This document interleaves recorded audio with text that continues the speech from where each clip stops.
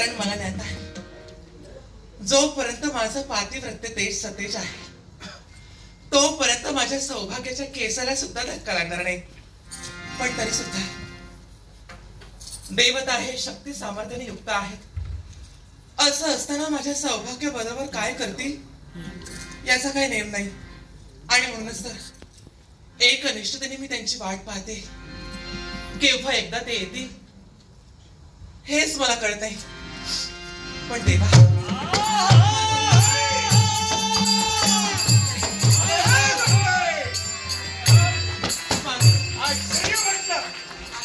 कल्याण होईल. मला एक आश्चर्य वाटतंय ग. आपलीच वाट पाहत होते. पाताळवन सम्राट कालनेमी महाराज हा, यांची कृती एक कन्या तू राजवैभवात वाढली. गजांत लक्ष्मीत वैभवात वाढलेली असो. तुझ्या स्वयंवरात देशोदेशीचे राजकीर्ते आले. पण असं असताना सुद्धा एक धनहीन जलधर सागर पुत्र ज्याचं वैभव म्हणजे वालुकामय प्राण होईना. निश्चित. मग त्यात तू माझीच निवड केली. हा विचार कसा काय केला? याला सुद्धा कारण आहे. धनाच्या श्रीमंतीपेक्षा मनाची श्रीमंती मोठी असते नाही का? आणि तीच तुमच्या मनाची श्रीमंती. आणि म्हणूनच तर माझी वरमाला तुमच्या कंठी अर्पण. म्हणूनच तुझ्या बापाला मी शब्द दिला होता, तुमच्यापेक्षा चुका ठेवीन असं मी सांगत नाही. पण तिच्या नेत्रावरती केव्हाही अश्रुधारा येऊ देणार नाही. आणखी काय? एवढं चूक नक्की दे. आणि तुझी इच्छा की स्वामी मला जर काही द्यायचं असेल तर त्रैलोक्याची स्वामिनी मला व्हायचंय होईना. या तुझ्या इच्छेसाठी मी स्वर्गावर स्वारी केली. काय झालं माहितीये का? काय झालं? देवनारायण देवेंद्र महाराज यांचा आणि माझा संघर्ष झाला. अरे बापरे. ऐकून ज्ञात होत की देव कपटी आहे, पण खरंच निघालो. अगं दोघांच्या घनघोर संघर्षात देवनारायण देवेंद्रानो नागपाठानो तखड बंद केलं. मग काय झालं? नेत्रासमोर काळ माझ्या उभा राहिला. माझा बाप म्हणला सागर. संकट समय माझ्या बापाला मी हात दिली ग, पण माझा बाप आला नाही. ज्याने या जलधरात जात कर्म केलं ते उत्पत्ती घेणार आहे. सत्यलोकी ते ब्रह्मदेव त्यांचा मी धावा केला, तेही आले नाही. ते सुद्धा आले नाही. ज्यानं मला ज्ञान दिलं ते माझे गुरु देवर्षी नारद मामुनींना हाक दिली, तेही आले नाही. पण एक आश्चर्य घडलं. आश्चर्य कोण? आश्चर्य माझ्या नेत्रासमोर काळ दिसत होता, मूर्तिमंत मृत्यू. आणि माझ्या मनात विचार आले ग, ऐन तारुण्यात जर का मी या जगाच्या आड झालो तर माझी भार्या म्हणजे तू वैधव्याच्या पंक्तीला बसली. आणि अशा या वयात हा राक्षसरूपी समाज तुला जगू देईल काय? आणि बोलता बोलता माझ्या मुखातून माझी वृंदा वृंदा हे नाव बाहेर पडतात. सारे नाव काढतात. देवाचीच कृपा. मला एक सांग, काय? दैवी तत्वानं नटलेले नागपाश केवळ वृंदा या 2 अक्षरानं तुटले असं तुझ्या नावात आहे तरी का? स्वामी, हा? अहो यात माझ्या नावाचा चमत्कार कसला? मग हा तर त्या माझ्या परमेश्वराचा चमत्कार आहे. परमेश्वर हा. कोण? समजू लागले दिनापासून ज्या माझ्या वैकुंठ नाथाची मी भक्ती करते काय? तोच माझा वैकुंठीचा नारायण. आपण माझा निरोप घेऊन गेलात ना, हो. अगदी त्या क्षणापासून मी माझ्या देवाला आणण्याचं कर्तव्य करत होते. आज त्या देवानं माझ्या भक्तीचं फळ. पर्यायानं देव माझे वैरी आहे. सागर मंथन केलं दैवतानी, सागरात घुसळण केलं. माझ्या बापाच्या उदरात टारा जलचर प्राणांना त्राई भगवान केलं. आणि हे जेव्हा मला कळलं म्हणून स्वर्गावर स्वारी केली शिवाय तुझी इच्छा. मग तो देव माझा वैरी असताना त्याच्यामुळे माझे पाठ तुटतील हे मला पटत नाही. स्वामी, आणि दुर्दैवानं आपला जरी विश्वास नसला तरी सुद्धा त्या भगवंताचाच चमत्कार आहे. कदाचित तसं जर असेल तर आता ऐक. हा? वंदे, काय? तू माझी भार्या आहे, मी तुझा नवरा आहे. तुला सुखात ठेवीना माझा शब्द आहे. या क्षणापासून वैकुंठीच्या नारायणाचं भजन पूजन नामस्मरण तुला बंद करावं लागेल. नाही नाही स्वामी थांबा. हा? असं नका बोलू. कारण माझ्या भगवंताच्या नामस्मरणाशिवाय माझं जगणं सुद्धा व्यर्थ. मला एक सांग, काय लग्न झालेल्या स्त्रीला सर्वात प्रिय कोण? आपल्या सौभाग्य. पती म्हणजे परमेश्वर ना. हो. मग काही गरज त्याची आहे? पण स्वामी असं असलं तरी सुद्धा आज त्याच्या आशीर्वादाने तुम्ही सुखरूपपणे इथपर्यंत आला. हा तर त्या माझ्या भगवंताचा चमत्कार. भक्ती बंद करणार की नाही? नाही, स्वामी. भक्ती बंद करावी लागेल.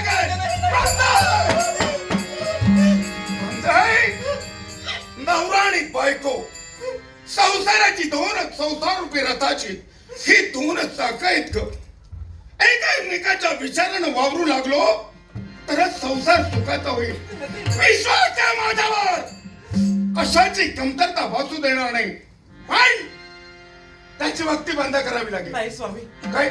माझ्या भगवंताच्या नामस्मरणाशिवाय आतापर्यंत अन्नाचा कण ना पाण्याचा थेंब सुद्धा मी कधी प्राशन केला नाही. असं असतं. कुणाला सांगतात? भक्ती बंद करणार की नाही?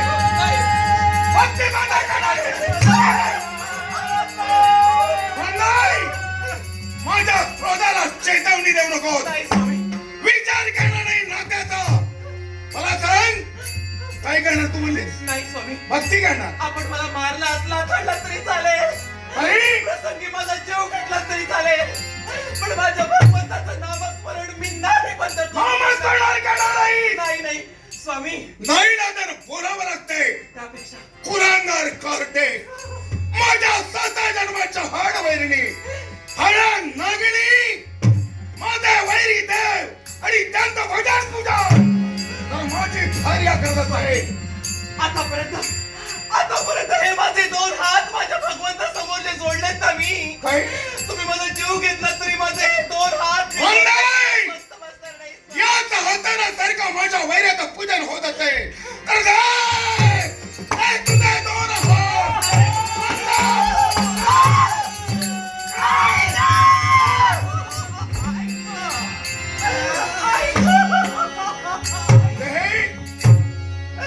काय केलं स्वामी? तुझे दोन्ही हात मी तोडले. पण माझ्यातील नवरा मेला असा त्याचा अर्थ नव्हे का?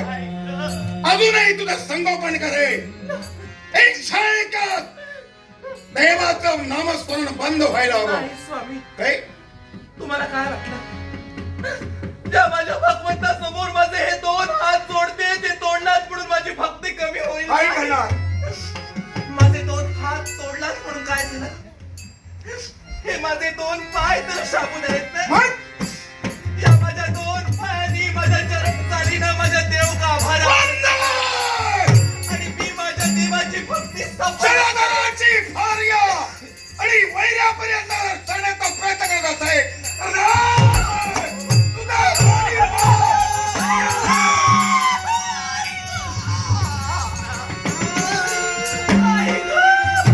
नाही, अजूनही तुला सांगतोय ग, तोडले तुझे हात, तोडले तुझे पाय. पण एक नवरा म्हणून संगोपन करे, इच्छा पूर्ण करे. फक्त एकाच वैर्याचं नामस्मरण करायचं नाही. माझ्या भगवंताची भक्ती बंद व्हावी म्हणून माझा हात पाय तोडला, माझा लोळा गोळा बनवला. मग पण असं असलं तरी सुद्धा काय? माझ्या भगवंताची भक्ती मी बंद करणार नाही. काय करणार तो? याच अवस्थेत लोळत लोळत मी माझ्या देव गाभाऱ्यापर्यंत जाईन. आणि स्तुती सुमनांचा अखंड वर्षाव माझ्या भगवंतावर काय बंद? माझी भक्ती सफलच करेल. गावाऱ्यात तुझा देव असेल तरच हे करणार ना. मग आई देव गावाऱ्यात प्रवेश करे. ज्या मूर्तीची तू प्रतिष्ठापना केली त्या दगडाच्या मूर्तीचे राई राई एवढे तुकडे तुकडे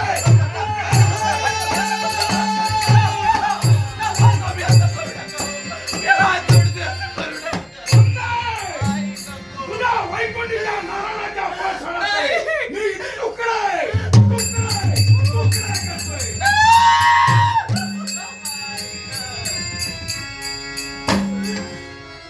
देवा, माझ्या भगवंताची भक्ती बंद व्हावी म्हणून माझ्या सौभाग्यानं माझा लोळा गोळा बनविला. देवा, दिवस दाखवण्या अगोदर देवा माझे प्राण जर घेतले असते तर फार बरं झालं असतं. देवा माझे हात पाय तोडलेत म्हणून मला वाईट वाटलं नाही रे. पण लग्न करून उभारल्या संसारात प्रवेश करत असताना माहेरून जी प्रतिमा तुझी देवा घेऊन आले त्या माझ्या देवाच्या प्रतिमेचे शतशः तुकडे माझ्या सौभाग्याने गेले. देवा देवा हेच का रे माझ्या भक्तीचं फळ दिलंस तू. हेच का रे माझ्या भक्तीचं सामर्थ्य ठेवलंस तू. कुठे आहेस देवा. देवा झोपला असशील तर जागा हो देवा. उद्याचं मरण आज झालं तरी चालेल पण या अंत समयी देवा गोड गळ्यानं देवा तुला आळवण्याचं कर्तव्य करते देवा. देवा धाव माझ्या हाकेला धाव देवा माझ्या हाकेला धाव. लागला गळा कणगी मी तुला कोठे जाणू. मी तुला कोठे जाणू. मी तुला कोठे जाणू. लागला गळा पाशपा कणगी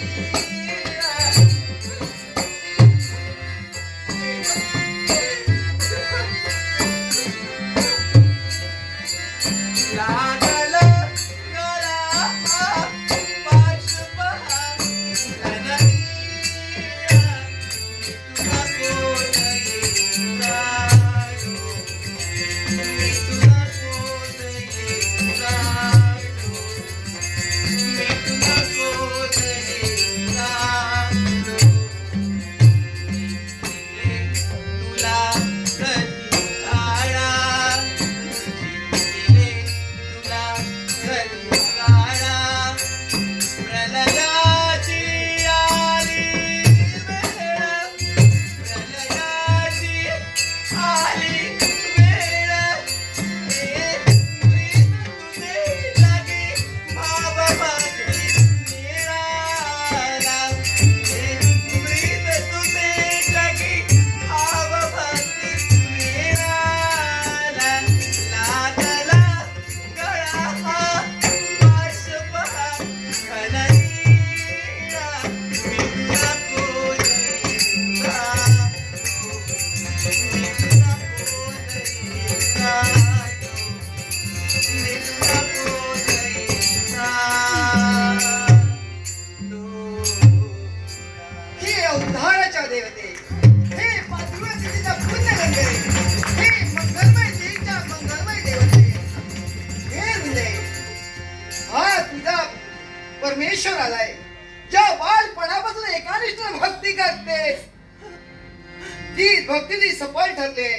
या मूर्तिमंत स्वरूपाचं दर्शन तुला देण्यासाठी मी इथपर्यंत आलोय. देवा या अंत समय का होईना पण मला दर्शन देण्यासाठी देवा धावत आलास. हा पण अभागिनी जन्माला आली. दुर्दैव माझा म्हणूनच तर देवा जिथं तुझ्या दर्शनासाठी महामहिम महंत घडघोड अशी तपश्चर्या करून सुद्धा देवा हे तुझं दुर्लभ दर्शन नाही मिळत. पण आज मला दर्शन देण्यासाठी देवा तू इथं आलास. पण काय त्याचा उपयोग. तुझं दर्शन नाही घेऊ शकत मी. काय म्हणू तुझं दर्शन नाही घेऊ शकत कारण त्याच्यावर माझ्या असं काय? सौभाग्याने ही माझी अवस्था केली. माझे हात पाय तोडून माझा लोळा गोळा बनविला देवा. याच्यासाठी चिंता करू नकोस.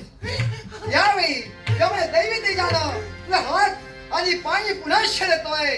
तथास्तु, तथास्तु, तथास्तु.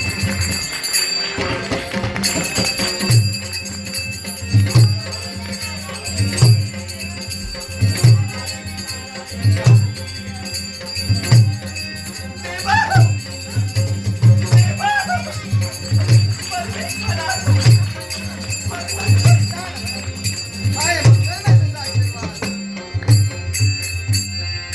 देवा खरोखरच माझ्या जन्मोजन्मीचं पुण्य फळाला आलं की काय असंच मला वाटतं देवा. आज माझ्या भक्तीला प्रसन्न होऊन देवा मला आशीर्वाद देणार. अगं बालपणामध्ये तू एकांश भक्ती करते, मग त्या भक्तांना दर्शन देणं मला क्रमप्राप्त आहे. याच्यासाठी तुला स्वरूपात दर्शन देण्यासाठी शांतीधामाचा त्याग करून इथपर्यंत आलोय. पण देवा, नाईलाज माझा आहे. काय म्हणून? या भक्तिनीची तुला एकच विनंती आहे. विनंती? अशी कोणती विनंती? माझं सौभाग्य तुला वैरी म्हणतं देवा. हा? माझ्या सौभाग्याने जर इथं तुला पाहिलं असेल तर नको नको त्या शब्दाने तुझा अपमान करेल. तो अपमान माझ्याला नाही पावणार. तेव्हा जा देवा, देवा तुझ्या स्वस्तानी जा तू. आज अंतरी समजा अंगाचे हातपाय तोडले, अति रक्तस्राव झाल्यानं चिंता करू नका. रंदा संपली असते, सौभाग्य पण मनात किंतु नको म्हणून इथं आलोय. वंदाई, अरे वंदाई, आलेला कागद स्वागत करणं हे आपलं कर्तव्य आहे. आपला प्रतिमय परमेश्वर आला असेल, जा निश्चिंत जा. क्षण शांतता म्हणजे वंदाई, काय झालं? मला एक सांग, मी स्वतः तुझे हात आणि पाय तोडले, मग मूर्ती म्हणता माझ्या समोर आता जीवनदा उभी आहे. पूर्ववत हे कसं काय? जिचे तुम्ही हातपाय तोडलात ना, हा, तीच तुमची लाडकी बायको वृंदा आहे मी. ती कशी काय? याला सुद्धा कारण आहे. काय करण? माझा हातपाय पुनश्च कसे आले याचं नवल वाटतं ना तुम्हाला? बरोबर आहे. हे माझे हातपाय मला पुनश्च पुढे दिले माझ्या देवानं मला दिले. कोण नाही? माझा देव माझ्या वैकुंठीचा नारायण, तो माझा जगत पालक. हाय! त्याची एवढी मदत माझ्या पत्नीच्या मारी आलाय, त्याला जा म्हणावं. नसेल तर क्रोधाला चेतवणी दिली ना त्यानं, माझ्या देव ठेव करून टाकेल. मी माझ्या देवाला नाही म्हणून नाही देणार. बघलो नको. वैकुंठीचा नारायण, ना मी तुझी भक्ती केली आणि नाही तुला मी बोलविलं. मग असं असताना या माझ्या भार्येच्या महाली तुका आला. अरे जलधर, ज्याप्रमाणे माझी भक्ती रीत आहे त्याप्रमाणे दोघांना दर्शन देण्यासाठी मी आलोय. मला दर्शनाची गरज नाही. याच्या मुळाशी कारण जलधर तू आहे. मी हा, तो कसा? अरे देवाच्या देव गाभाऱ्यात तुझ्या धर्मपत्नीला माझी प्रतिमा पूजेला लावली मग आणि त्या प्रतिमाचे तू अक्षरशः तुकडे तुकडे केले. हा मान्य आहे. त्याचे तुकडा वैकुंठापर्यंत आला. काय? म्हणून शांती धामाचा त्याग केला साठी इथपर्यंत मी आलोय दोघांना दर्शन देण्यासाठी. मग आई, या जर नारायणाचं पारायण होऊ नये इच्छा असेल तर इथून चालता हो. देणार नाही तुला घालवावं मी लागेल. जो इथं शांती धामाचा त्याग करून इथपर्यंत आलोय तो जाण्यासाठी नव्हे, त्याच्यासाठी. हे रुंदे, इथं काय घडेल हे तू प्रत्यक्षाने नेत्राने पाहून याच्यासाठी जा. स्वस्ताने जा, चिंता करू नको. जा. तू जर मला आज्ञा करशील तर मी माझ्या स्वस्ताने जाते. पण तुझ्या नेत्रासमोर हा, माझ्या सौभाग्याचं धनी आहे एवढं मात्र विसरू नको. तथास्तु, तथास्तु, तथास्तु. चिंता करू नको. तू जाणार नाही. हे जगदार, अरे विनाश काले विपरीत बुद्धी. जसा विनाश काय माणसाला सेवावाला तशी माणसाला विपरीत बुद्धी सुद्धा जाते. तसं त्या जीवनात झालंय ध्यानी ठेव. मग आई, या विश्वाचा पालन करता देव म्हणून तुला सारं जग ओळखतंय. पण या क्षणाला या जलगरा रूपी काळापासून आत्मरक्षण करणं तुला मी शोईदार करतोय. अरे विनाशाने सारं जग जिंकता येतं, पण अहंकारामुळे जो नाश होतो तो अहंकार तुझ्या जीवनात उद्भवलाय. तो नाशा करण्यासाठी हा वैकुंठ जाणार आहे. जाऊ तुझ्या धर्मपणाला.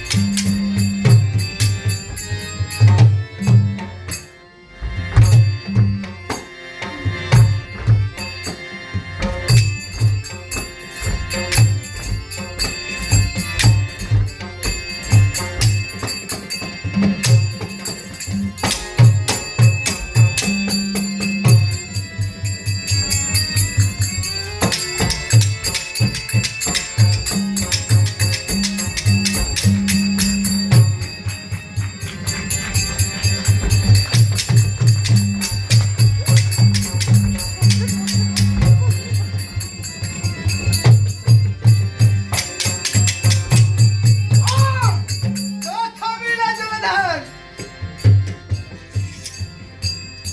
नमस्कार. एकदा जोरदार टाळ्या श्री देवी माऊली दशावतार मंडळींसाठी.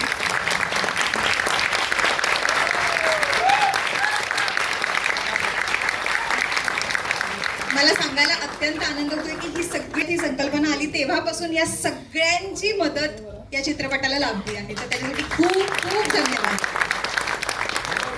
नमस्कार. आम्हा कलाकारांचा आराध्य दैव गणपती गजानन. शिवाय इथं सिनेसृष्टीतील अनेक नटवर्य नटसम्राट आहेत, त्यांच्या चरणी मी विनम्र होतोय. शिवाय आम्हा कलाकारांचं जे उत्कर्ष होतात म्हणजे आमचे भाग्य देवता म्हणजे तुम्ही रसिक प्रेक्षक, तुमच्याही चरणी मी विनम्र होतो. रसिका हो, वृंदा जलधर हा एक भाग आहे. याच्यामध्ये किमान 12 पात्र असतात आणि 3.5 तासाचं नाटक असतं. त्याच्यातील एक भाग आम्ही तुम्हाला दाखवला. सुरुवाती इथं काय होतं, विष्णू वृंदेसाठी जलधरासमोर पराजित होतो. मग जलधर त्याला वृंदेच्या महालासमोर आपला नोकर बनवून ठेवतो आणि जलधर स्वर्गावर स्वारी करतो. सर्व देवदेवतांना तो स्थानाभ्रष्ट करतो आणि कैलास पर्वती जातो. कैलास पर्वती शंकरावर सुद्धा मात करतो आणि शंकर सहित सर्व देव पलायन करतात आणि पार्वती माता शिवाच्या भेटीसाठी येत असताना ती याच्या जलधराच्या नजरेस पडते. मग जलधर तिच्या सौंदर्यावर मोहित होतो आणि तिच्या इब्रतीवर घाला घालण्याचा प्रयत्न करतो. तेव्हा ती चकून पळते. सर्व देव विष्णूजवळ येतात. विष्णू पाहिलं तर एक द्वारपाल होऊन आहे. मग ठरतं की आता मारायचा कसा. नारद मुनी म्हणतात की बाबा रे, याला कुणी मारू शकत नाही, कारण तो वरदी आहे. वर काय, जोपर्यंत त्याच्या बायकोचं म्हणजे वृंदेचं पातिव्रत्य ते सतेज आहे तोपर्यंत त्याला मृत्यू नाही. पर्यायानं विष्णूला सांगतात की हे तू कर. मग विष्णुदेव विचार करतो, अरे विश्वातील लाखो करोडो पातिवृत्य तेज तर भ्रष्ट करण्यासाठी हा तत्पर होईल, तर त्यापेक्षा विश्वकार्यासाठी एका स्त्रीचं शील भ्रष्ट म्हणजे झालं तरी चालेल. म्हणून विष्णू तयार होतो. तिकडे वृंदा वाट पाहत असते आणि विष्णू जलधराच्या रूपानं वृंदेसमोर जातो. तिथं पातिव्रत्य तेज भ्रष्ट करतो आणि तिथंच तो पूर्वरूपात येतो. वृंदेला एक कळतं. त्यावेळी वृंदा त्याला शाप देते की तू दगडाचा होशील आणि वेळा वेळा होशील. हा शाप दिल्यानंतर इकडे जलधरला सारेजण देव मारतात. त्याप्रमाणे मृत्यू आला त्याचा आणि विष्णू विवळत पडलेला आहे, वेडा झालेला आहे. ती सती देते वृंदा त्याच्या राखेत लोळत असतो. मग देव विचार करतात आता काय करणार. म्हणून देव सर्व पुन्हा त्या सतीची आराधना करतात, म्हणजे वृंदेची आराधना केल्यानंतर बराच कालावधी लोटतो आणि वृंदा प्रगट होते सती रूपाने. आषाढ शुद्ध एकादशीला हा शाप दिलेला असतो आणि कार्तिक शुद्ध एकादशीला वृंदा प्रगट होते आणि त्या विष्णूला आपण वेडा आणि म्हणजे चितेतून उठवते, पूर्व शुद्धीवर आणते. त्यावेळी देव शुद्धीवर येतो आणि तिला विचारतो की काय तुला हवं ते सांग, मी देईन. तेव्हा ती आपलं सौभाग्य मागते. मग सौभाग्य मागितल्यावर देव घाबरतात, जलधर जिवंत झाला तर काय होईल. तेव्हा महाविष्णू सांगतो की बाबा रे, विष्णूने ज्या जलधराचा घात केला तो जलधर जिवंत करणार नाही, हिला 1 दिवसाचं सौभाग्य देणार. आणि ते कसं, तर जिथं वृंदा सती गेली तिथं एक वृक्ष येईल, त्या वृक्षाला तुळशी म्हटलं जाईल. त्यानंतर प्रत्येक हिंदूवासी जण याची आठवण म्हणून आपापल्या अंगणासमोर तुळशी वृंदावनाची स्थापना करते. आषाढ शुद्ध एकादशी पासून कार्तिक शुद्ध एकादशी पर्यंत 4 महिने म्हणजे चातुर्मास ज्याला आपण म्हणतो तो. आणि द्वादशीला देव शुद्धीवर आला म्हणजे चातुर्मास पूर्ण झाल्यावर. म्हणून त्या दिवसाला महत्व ठेवण्यासाठी देव सांगतो की या तुळशी वृंदावनात उमा रमा सावित्री म्हणजे आवळी धात्री आणि मालती रूपाने येतील. अग्रस्थानी दिंडा म्हणून आपण ज्याला म्हणतो, त्याच्या अग्रस्थानी शिव असेल, मूळस्थानी ब्रह्मदेव असेल आणि आपण स्वतः मध्यस्थानी असू आणि सर्व भक्त भाविक आपलं लग्न लावतील.